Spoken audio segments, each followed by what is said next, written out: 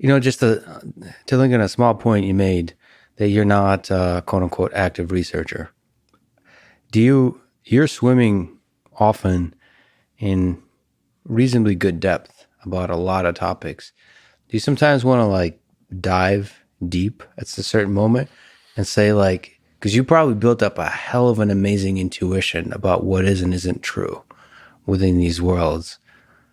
Do you ever want to just dive in and see if you can discover something new?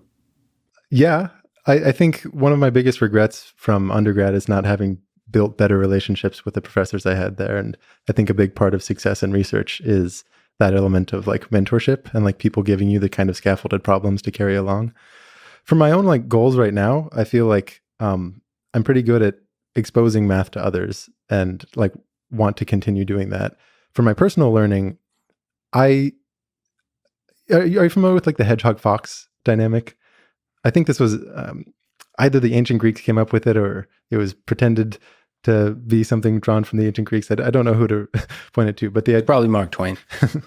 it is that you've got two types of people, or especially two types of researchers.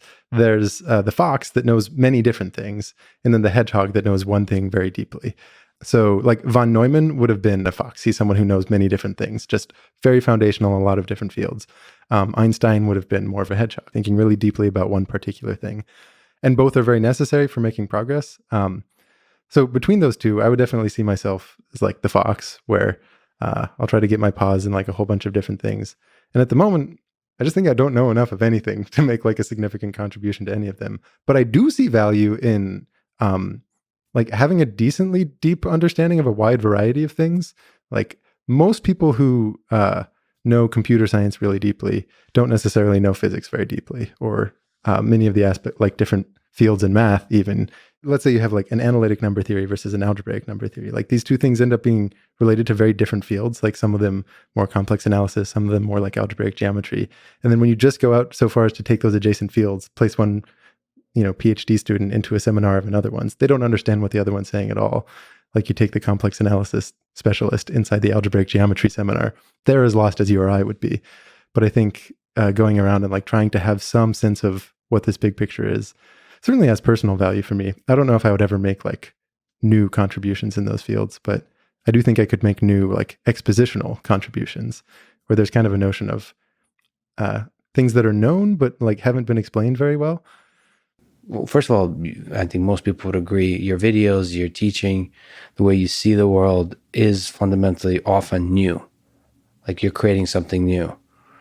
And it almost feels like research, even just like the visualizations, the multidimensional visualization we'll talk about. I mean, you're revealing something very interesting that, just feels like research, feels like science, feels like the cutting edge of the very thing of which like new ideas and new discoveries are made of.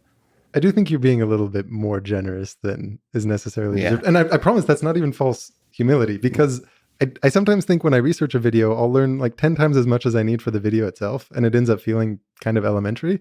So I have a sense of just how far away like the stuff that I cover is from the actual depth. I think that's natural, but I think that could also be a mathematics thing. I feel like in the machine learning world, you like 2 weeks in, you feel like you've basically mastered the field.